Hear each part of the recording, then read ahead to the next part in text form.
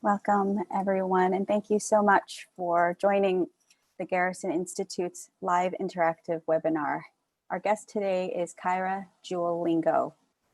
Kaira began practicing mindfulness in 1997 and teaches Buddhist meditation, secular mindfulness, and compassion internationally. After living as an ordained monk for 15 years in Thich Nhat Hanh's monastic community, Kaira now teaches in the Zen lineage and the Vipassana or insight tradition. She teaches at the intersection of racial, climate, and social justice with a focus on activists, Black, Indigenous, people of color, artists, educators, families, and youth. Now based in Colombo, Sri Lanka, she offers spiritual mentoring to individuals and groups. Read her recent article in the Times of Crisis, Call Upon the Strength of Peace, published in Lion's Roar magazine. Before we begin today's session, I'll go over a few logistical items about our gathering. We're on a Zoom webinar, so participant audio and video are turned off. You'll only see Kaira and, for the time being, myself. For anyone unable to attend live, we are recording these sessions. You'll have a chance to view these recordings and the schedule of upcoming programs at garrisoninstitute.org. We offer these sessions free of charge as a goodwill gesture to support our community during such times of heightened uncertainty. We would welcome donations of any amount to help us continue to offer these sessions. Thank you. Finally, we'll have time for Q&A during this gathering. You can post your questions in the Q&A panel, which is accessible at the bottom of your screen by hovering your arrow over the Q&A button. We're on for an hour today and we'll respond to as many questions as we can. Please forgive us if we are unable to get to your question. Thank you again, Kaira, for being with us today, all the way from Sri Lanka, and I will turn it over to you.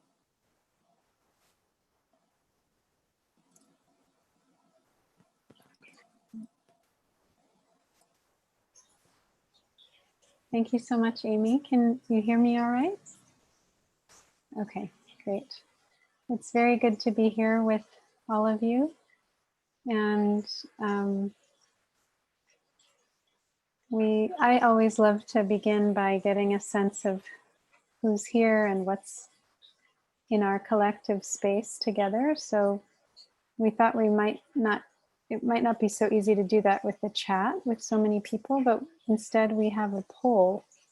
I haven't done this before, but Amy is going to put a poll up, and we're just going to invite you to check what's something you're feeling right now, or what you're hoping to take from this webinar. And so, of course, these aren't an exhaustive list of things you could be feeling or things you could be wanting from the webinar, but let's start.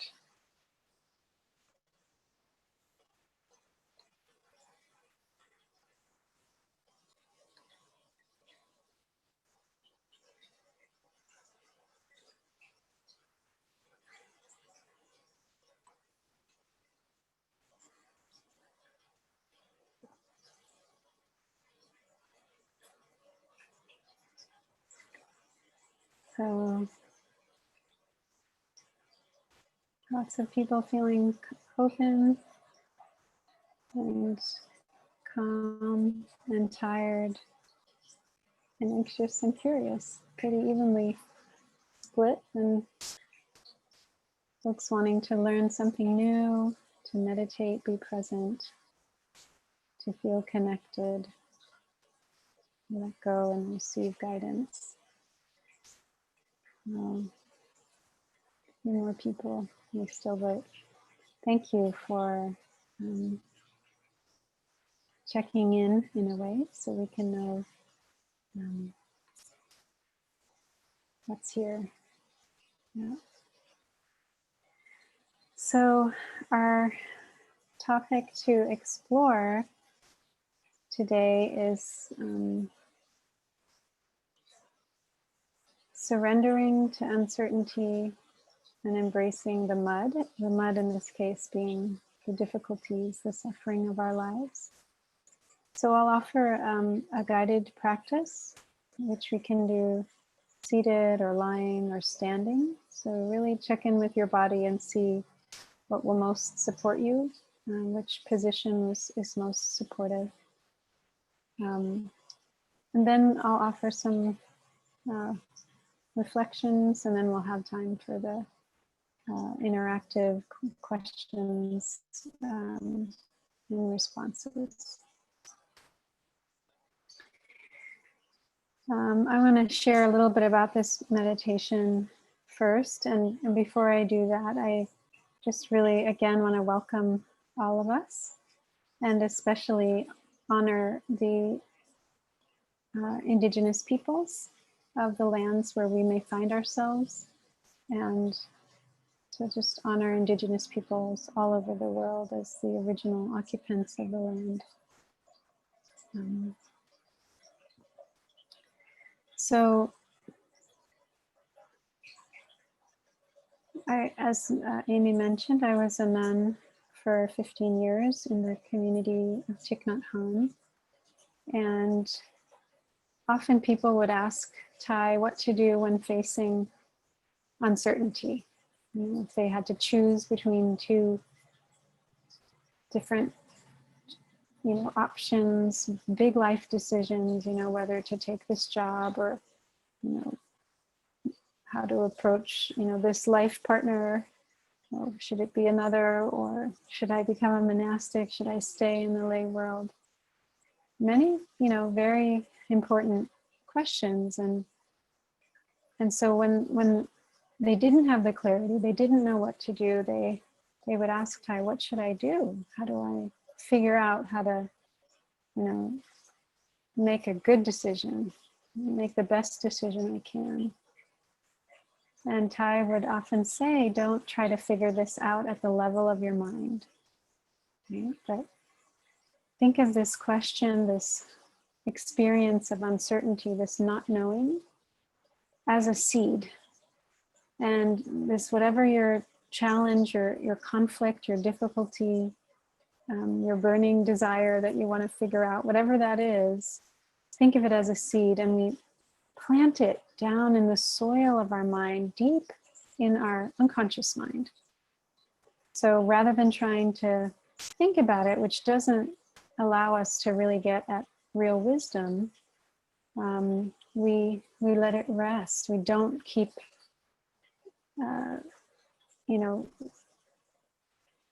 whirling around in our minds trying to figure it out, because that just leads us to get more confused, more anxious.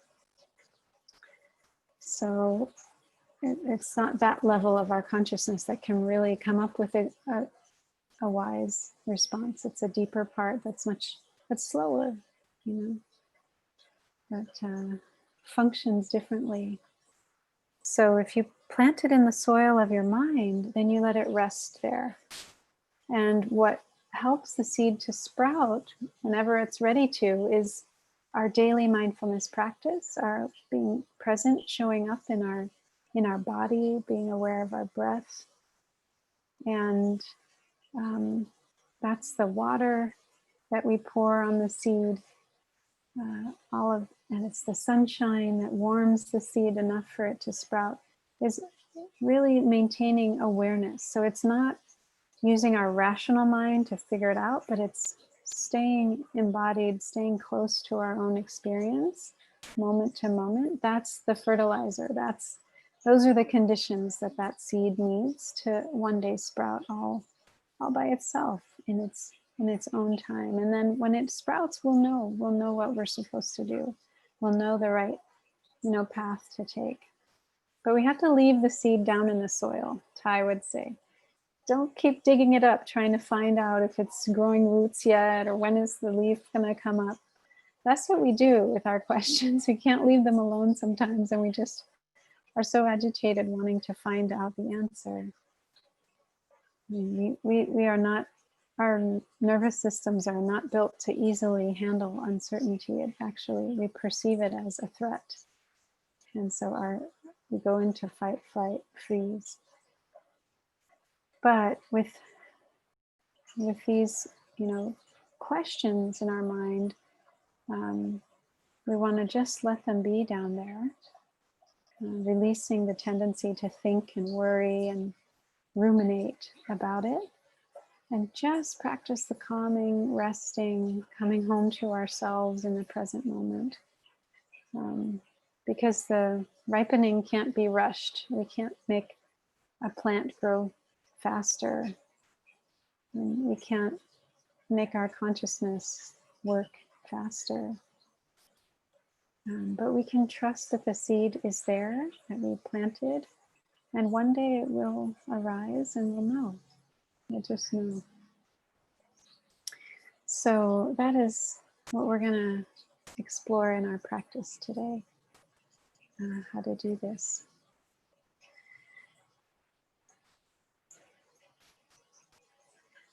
We're going to really come back and trust that there is this part of us that is deep and wise and still and patient and quiet. And if we can really trust that, then we can let go more easily of trying to figure things out in our minds. So I invite you to find whatever position will most support you for a short time of practice. Sitting, standing, lying. And connect with your body and how it's making contact with the chair, with the floor.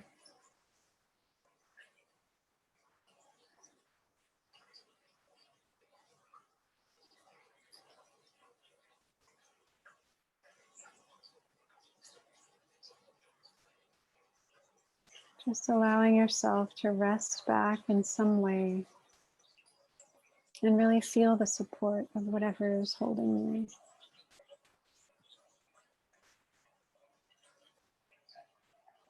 Every time you breathe out, let your body rest a little bit more into this support.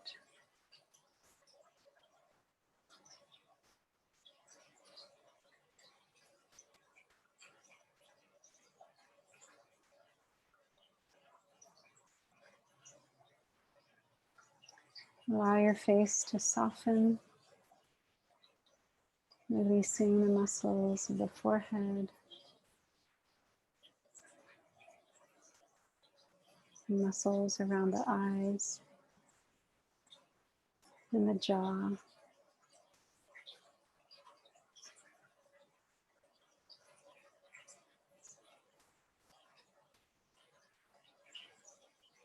Let the tongue rest in the mouth.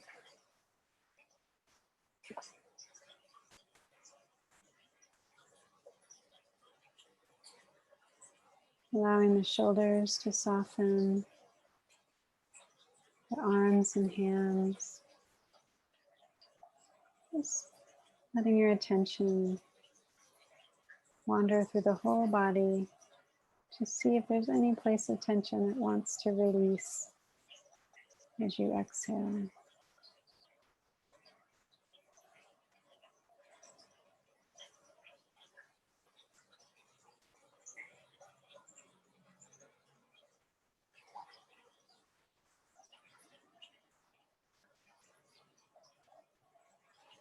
Feeling the feet and the legs and softening with each exhale.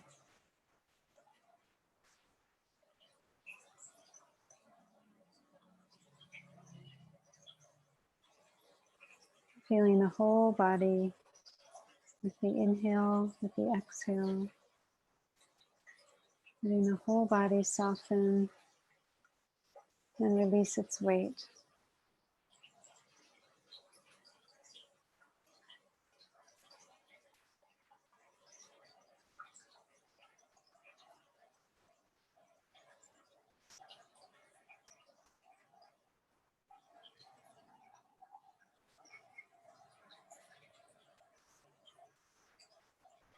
Now bring to mind some question, some conflict or challenge or difficulty that you may have been experiencing recently, or something that's up for you right now. Something you're not quite sure how to approach or how to get done or how to address.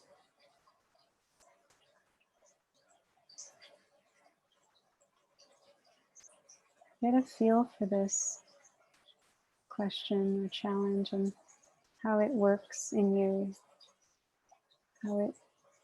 what feeling it brings up for you. And without trying to figure out an answer or a solution, see it taking shape as a seed that you can entrust to the soil of your mind, down in the depths.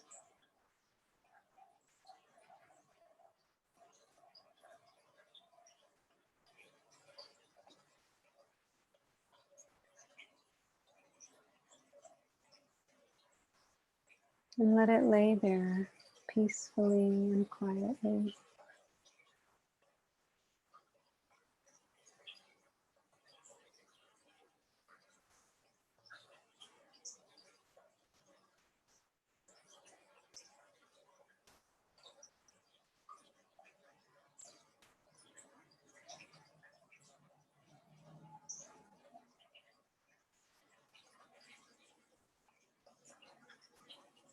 You could even visualize covering it back over with the soil so that it's really down there in the dark.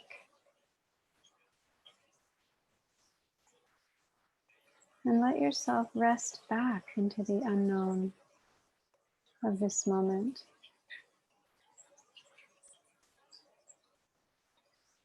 It may be scary not to know. It might be very uncomfortable. And there's also infinite possibility in this place of not knowing, of not being certain.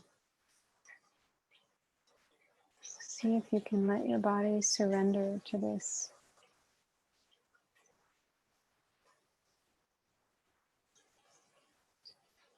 Uncertainty.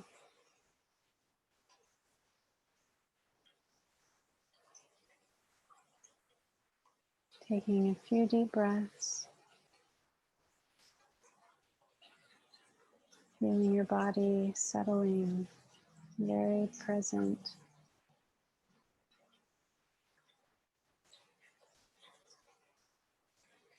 Giving the seed permission to take all the time it needs to ripen into an answer.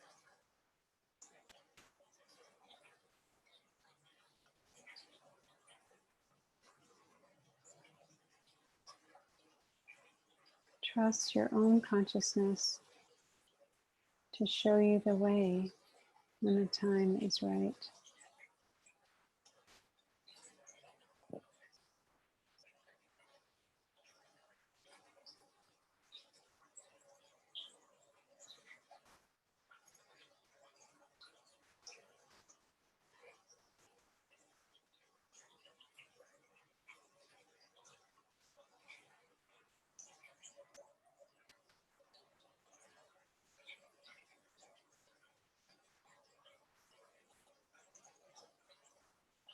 Let yourself rest. Let yourself be.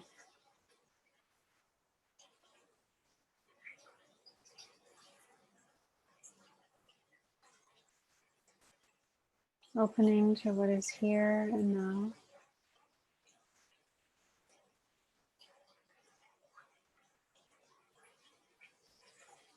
Patient. Trusting. You will have all that you need when you need it.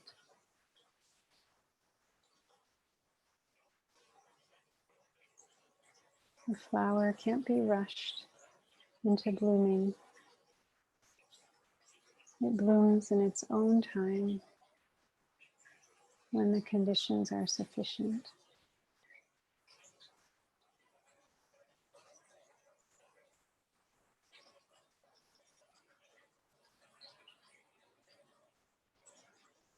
resting back and trusting the seed to the powerful consciousness of your mind.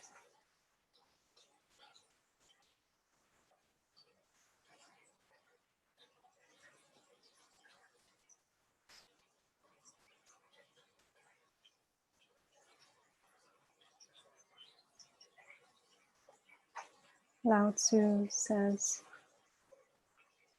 you have the patience to wait till your mud settles and the water is clear. Can you remain unmoving till the right action arises by itself?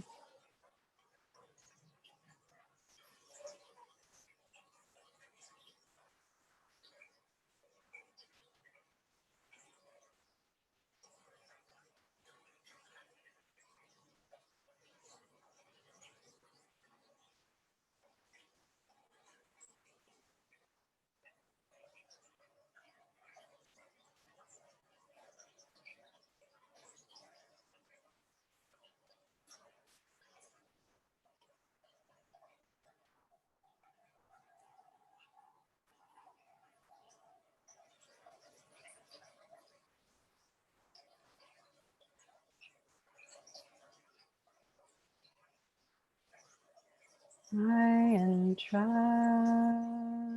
myself. I entrust myself to the earth, and she entrusts herself to me.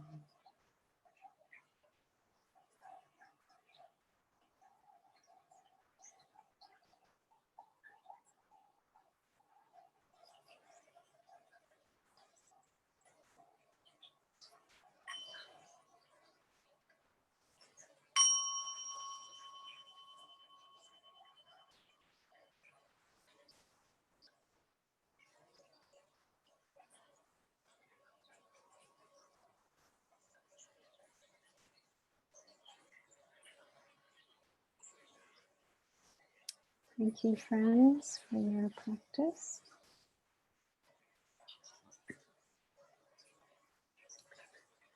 So,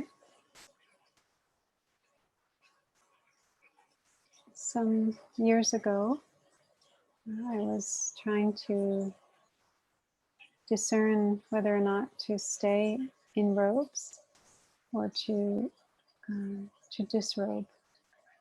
After basically having lived all of my adult life from age 25 to 40 in the monastic community, during that time I spent time at the Insight Meditation Society on the 3-month or the 6-week retreats in the fall. About 4 years in a row, going every fall. And it was a really important time for me of pausing, of coming home to myself, looking deeply, and letting my own consciousness take its time to find, to let that seed come up in its own time. Because when I decided to ordain, I was 25, and I was, at that time, I intended this to be my whole life for the rest of my life. And so I was really shaken up in my late 30s when I found myself questioning this vow that I assumed would carry me through my whole life. And in that time of transition, I really didn't feel like I knew who I was anymore, or who I might become. It felt like that process the caterpillar goes through in the cocoon, where it just kind of dissolves into this soup, and out of that soup it reformulates itself into this new creature. It was terrifying at times. and just so uncomfortable when I really wanted clarity and I was used to knowing where I was going, what I was doing. So Joseph Goldstein was one of my interview teachers on these retreats, and when I shared how really distressed I was to find myself kind of with no solid ground under me, he mentioned Alan Watts' book, The Wisdom of Insecurity, and how he says that when we're clear and we're sure about what we're doing, we can't be open to the many other possibilities that are available. But when we let ourselves hang out in this space of not knowing, there's enormous potential. And life could unfold in innumerable ways. So rather than avoiding and fearing the uncertainty, we can embrace it. We can learn to really receive its many gifts. So what I found on these long silent retreats was not an answer to my dilemma of whether to disrobe or continue as a nun, but rather the ability to be with the question itself and to be more and more comfortable with not knowing. And I learned that I could allow this question to just rest in the deeper layers. And even without knowing what I was supposed to do or what was going to happen, I could still touch peace and joy and well-being right in the midst of not knowing, in the midst of the awkwardness and the confusion, and the worry. So what was freeing was to stop resisting the uncertainty, the not knowing. And I was no longer afraid of it, but was just moving with it, flowing with it.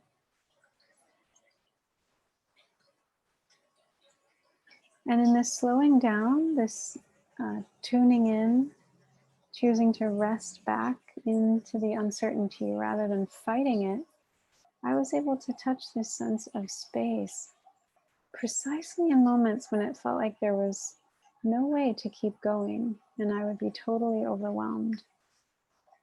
If I could remember that I could be okay, if I could breathe in and breathe out, and putting my mind completely on the breath, and it created space.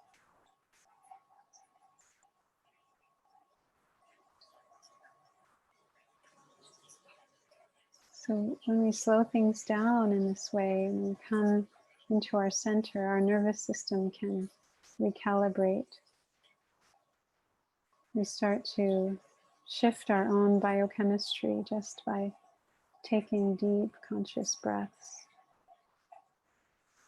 So then the external situation may not have changed, but we've changed in relationship to our external situation. So if we can stop regularly throughout the day, we have the chance to touch something deeper than our overwhelm. The overwhelm can still be there, but right alongside it can be knowing overwhelm, taking care of overwhelm.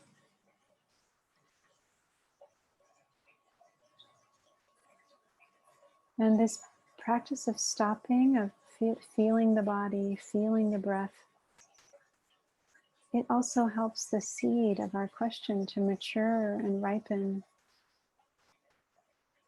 when it's time.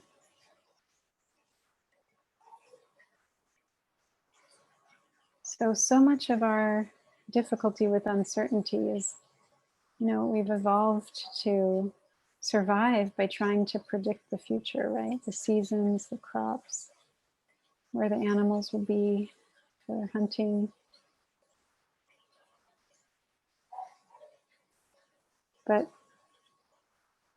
if we can really take care of what's right here, this present moment, what else is the future made of but this moment, right here, right now?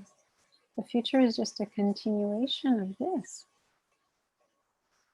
So there's no point in worrying and being anxious about the future. If we take good care of this moment, breathing in, knowing our heart is still beating, and how miraculous that is. Breathing out and feeling the gift of our lungs. That's the present moment. That's what's happening in the present moment. And if we slow our attention down to really feel that process of breath, of aliveness, the future will be very different. The future will be an extension of what peace we're cultivating in the present. So that's the best way to bring in what we want in the future, is to really take care of this moment.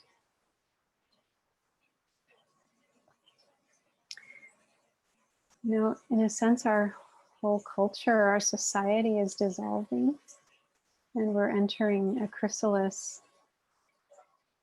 as a humanity, as a species. Structures we've come to rely on and identify with are breaking down. There's a pandemic that has shifted, put all of our lives upside down. Post office, which I never in my life thought could not be there, is being direly threatened in the US. The US Post Office, Postal Service. So we don't know what the next phase will be like. These things that we've always relied on, we don't know if they'll come back, if there'll be something else. So we're kind of entering a cocoon as a collective. And this learning to surrender in our own lives as individuals can really support the collective wisdom of encountering this time of huge planetary uncertainty with more skill, with more ability to take advantage of the possibilities that are still there. If we're afraid, if we're locked down, if we're fighting against the uncertainty, we can't actually profit from, you know, the hidden possibilities that we may not see right now.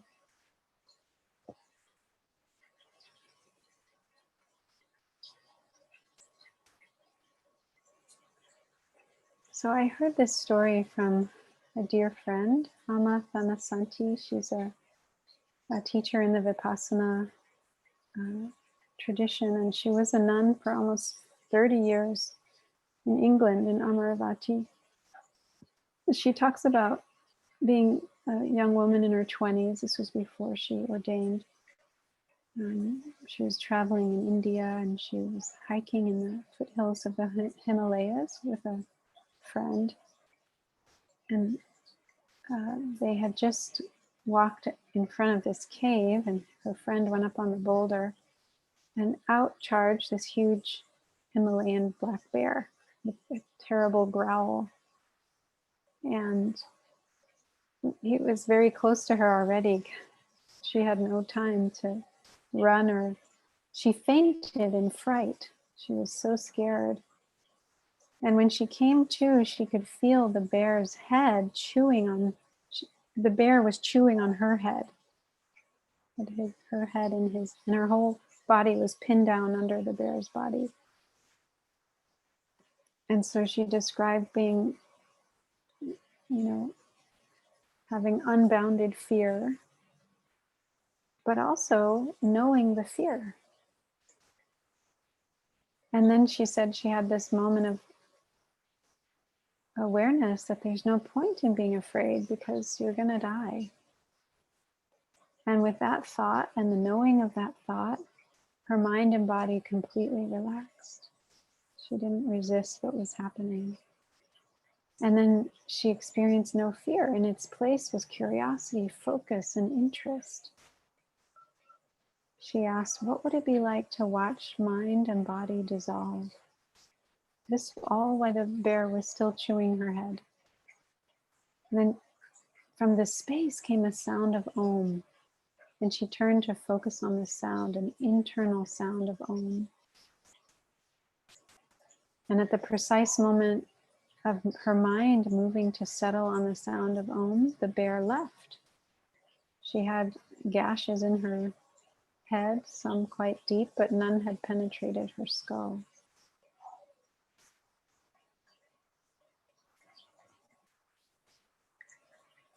It was in the surrendering that she was able to really continue and survive that. If she had resisted it and fought it, she feels she would have died.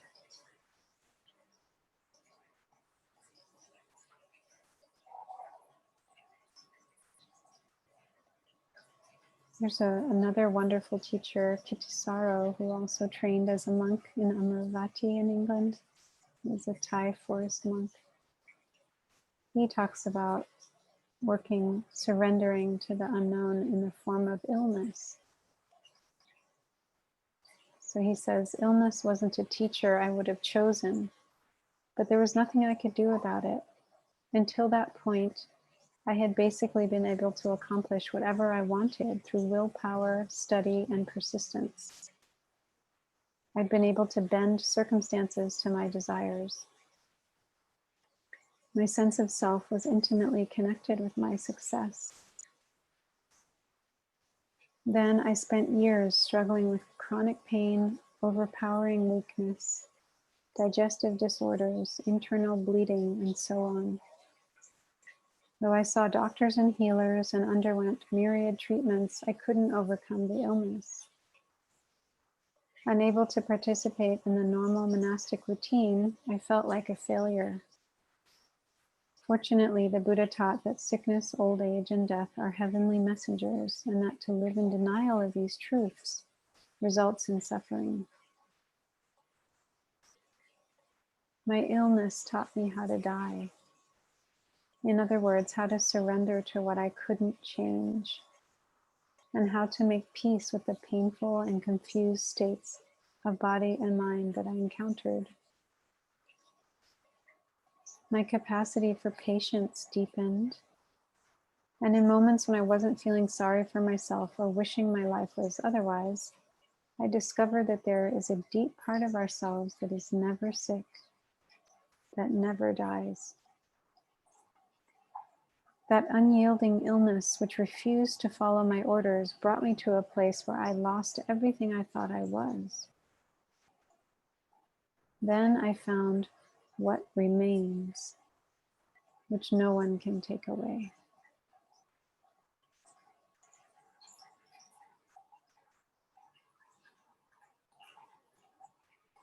So we can soften when we're met with uncertainty. That's the movement of surrendering, is to not give up, not go limp, but to yield. It's has a different energy, a different intention. So we're not pushing against it, not stiffening against it. So I just invite you right in this moment to see if you can invite this softening and this letting go of trying to push or force or figure out. Just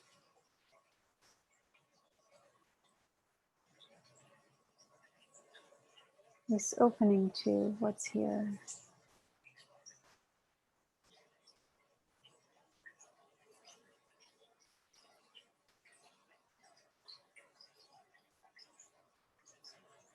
So this is very related to embracing the mud. The mud is also all the things we can't figure out, all the you know, decisions other people have made that we don't understand or that we ourselves have made.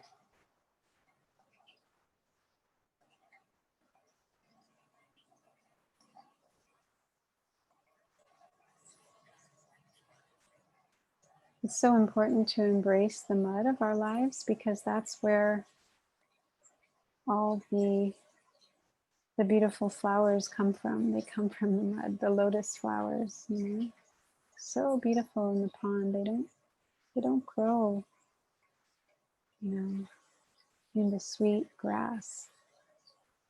They don't grow in the sky. They need mud to grow. It's mud that produces them. So that needs to be something we can also spend time with, not just wanting the lotus, but we have to take good care of the mud too, so that it can produce this flower, this insight, this wisdom.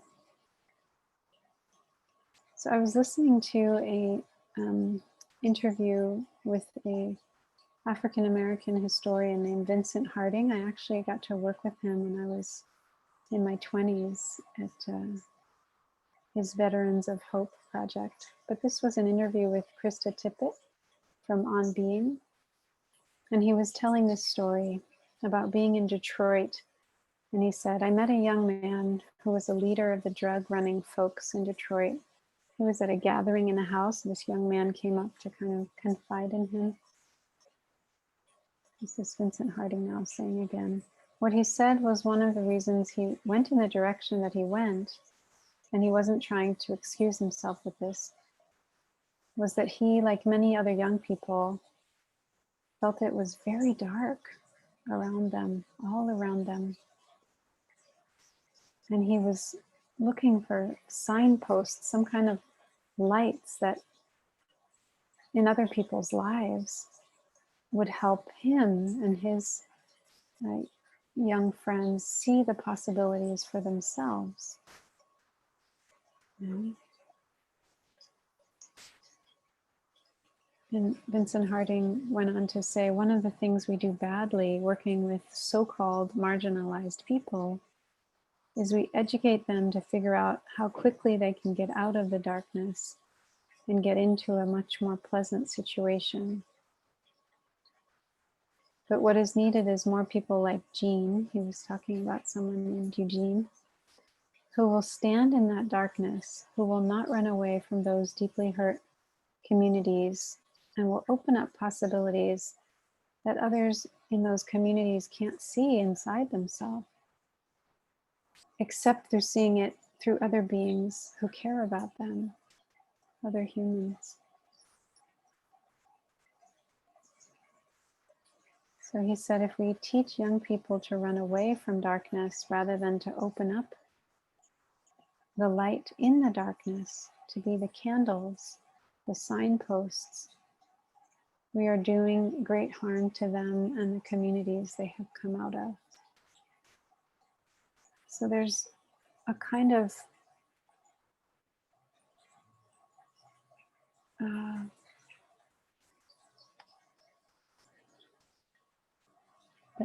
a kind of real need to just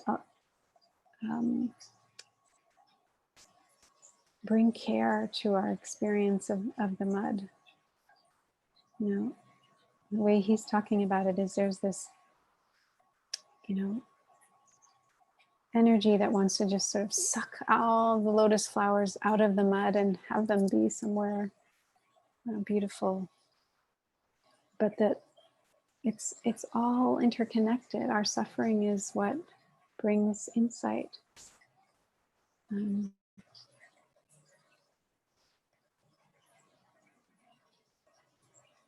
the more we can see that, the more we can hold space for others to allow their own mud, to embrace it, to be there with it.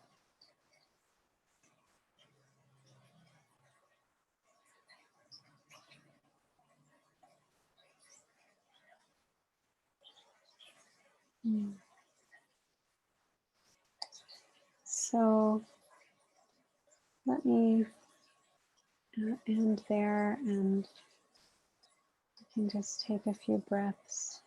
See, just check in and see what's alive for us.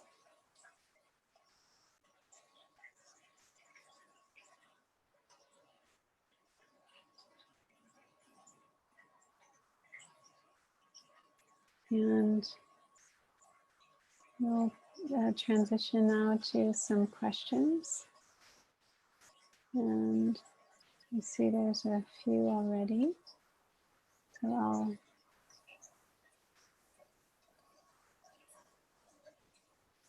So this seems like a comment to the meditation.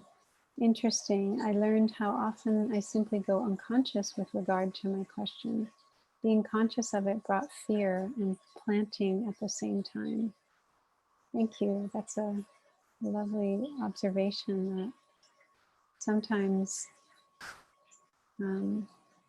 it can be, uncomfortable, or there's a way that we get into shutting down in the face of that question or that not knowing.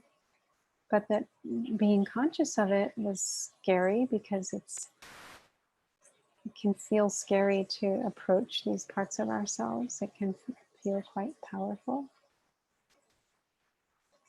But that being conscious also was what allowed you, Sarah, to let this question be a seed and just rest in the soil of your mind. So it's wonderful that you're aware now of that tendency to go unconscious and how you can bring in a different energy of planting.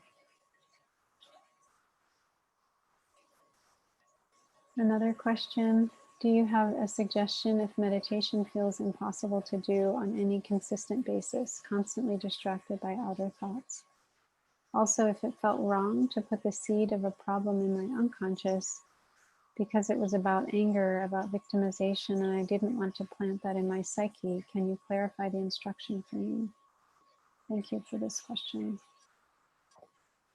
So if meditation feels impossible to do in a consistent way, I wonder if you might try walking practice instead of sitting practice, to actually move as a meditation versus only sitting, because that can sometimes enhance the agitation. You can also open your eyes if you keep them closed. That can just help cut through the excessive thinking.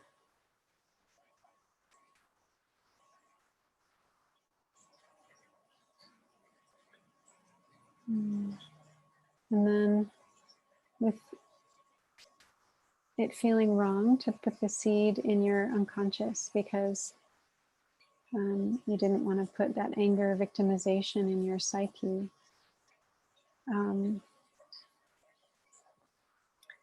So it's important not to judge our experience, like feeling angry, feeling victimized. Those are things that happen as a human being. Those feelings arise. The potential for those experiences are in every human.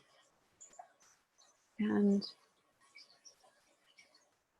so, there's a wonderful teaching from Lama John McCransky who says, the root of all fear is the fear of our emotions, our strong, difficult emotions. So the anger, the victimization, those aren't wrong or bad, even though they can feel really uncomfortable.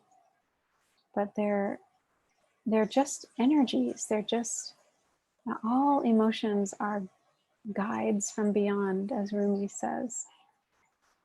They have something to teach us. So what would it mean for you to turn toward the anger and victimization with interest, with curiosity, with friendliness, and say, you're connected to the seed I'm planting, and I really want to learn from what you have to teach me. So this sense of giving space to these things and not having some rigid or defined idea of what's okay to have arise and what's not okay, what's spiritual, what's not spiritual, because those things aren't really accurate when it comes to our emotional life.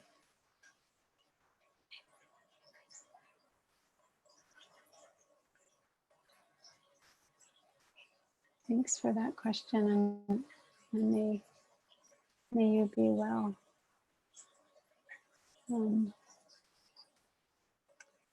So there's a question.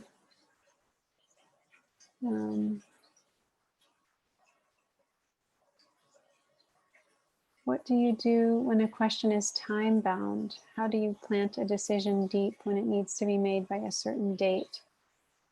Yes. So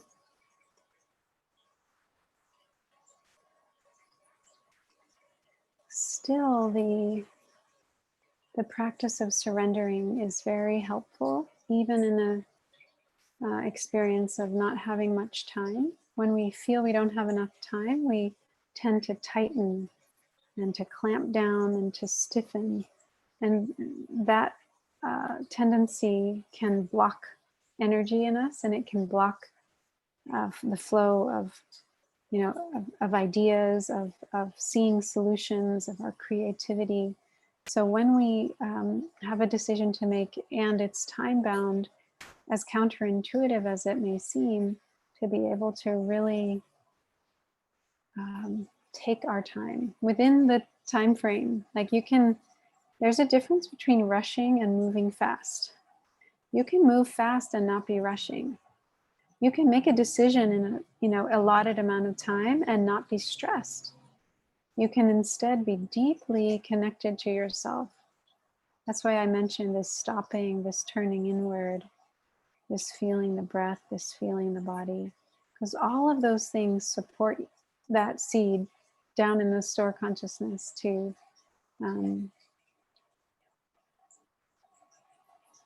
come to some fruition. So it's really possible to resist the pressure that can put us in a kind of spin and not give us clarity. But it's possible to really be in that short time period without getting tight, without getting rigid, without losing our perspective, and still having that, all those myriad of possibilities that come when there's uncertainty, being able to really profit from them. And another thing you can do that can help when a decision has to be made quickly is also just be very compassionate with yourself and say, I'm going to just do my best. That's all I can do. It may not be the most perfect, but there wasn't time. And so, honoring the fact that we're doing our best. And with hindsight, we may see differently. But here's a question. Can you say anything about how we can discern between intuition, embodied knowing, versus cultural conditioning?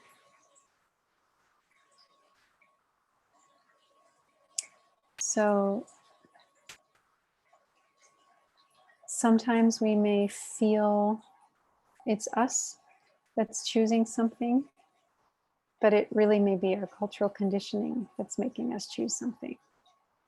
And then there's a motivation for choosing something that's genuinely our own intuition, our own, as you said, embodied knowing.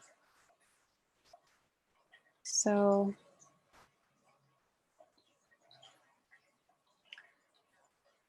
I always feel like I can arrive at a deeper understanding of my truth by going into the body.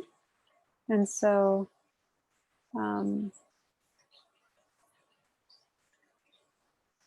If you're wondering, what's operating, is it cultural conditioning? Is it your embodied knowing? Ask your body.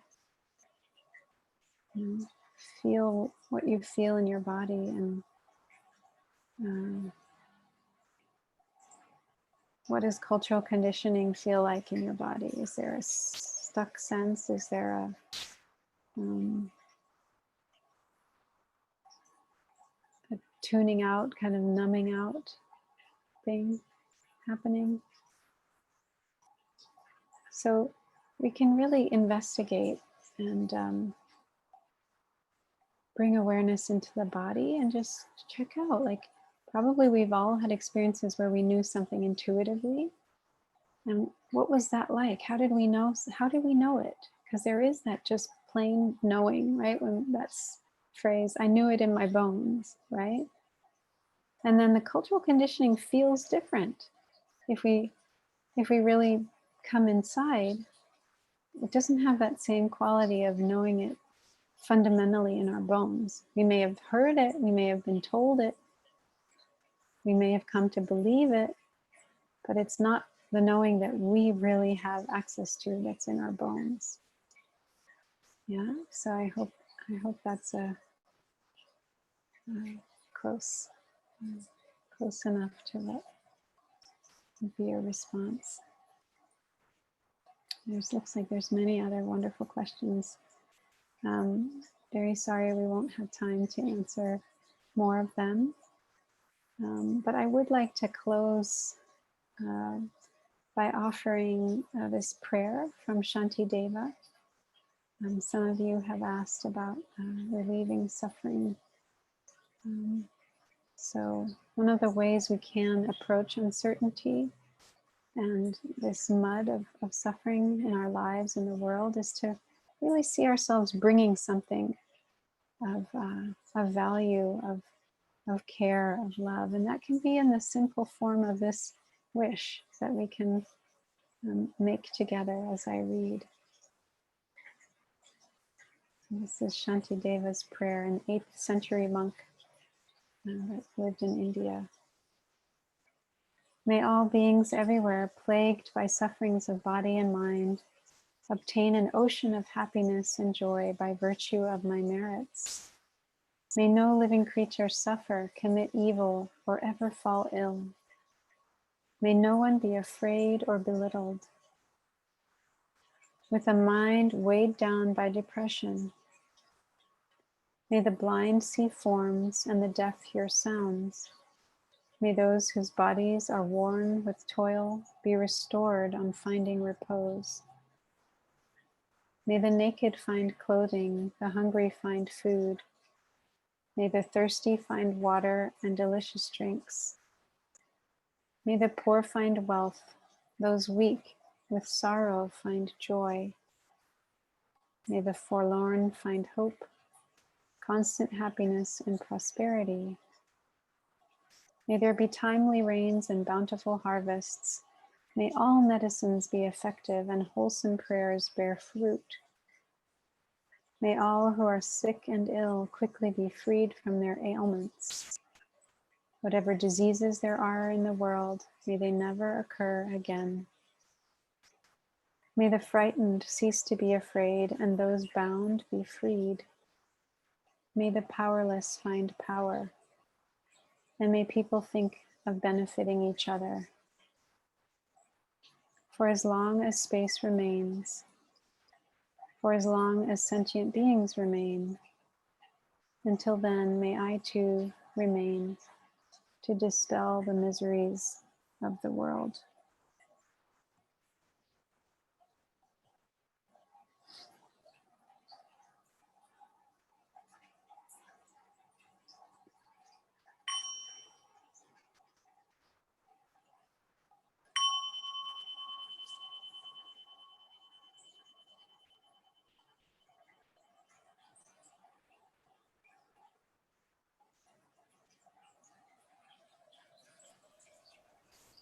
Thank you so much for this time together.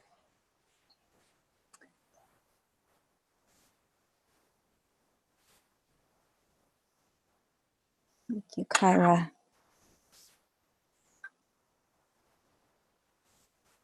Thank you, Kaira, for being with us today. And thank you to everyone who joined the call. Kaira will be leading Garrison Institute's People of Color Sangha starting in a few weeks. To learn more about where Kaira is teaching, please visit www.kairajewel.com. We will also place the information about her upcoming teachings and online retreats in the chat box. Our next session is this Thursday, August 13th, with Paul Hawken and Jonathan Rose. Please keep checking garrisoninstitute.org for updated listings of future sessions and to view the recording of this call and others. Again, we provide these sessions free of charge. If you would like to support this effort, please consider making a donation at garrisoninstitute.org. May everyone be happy, healthy, and safe.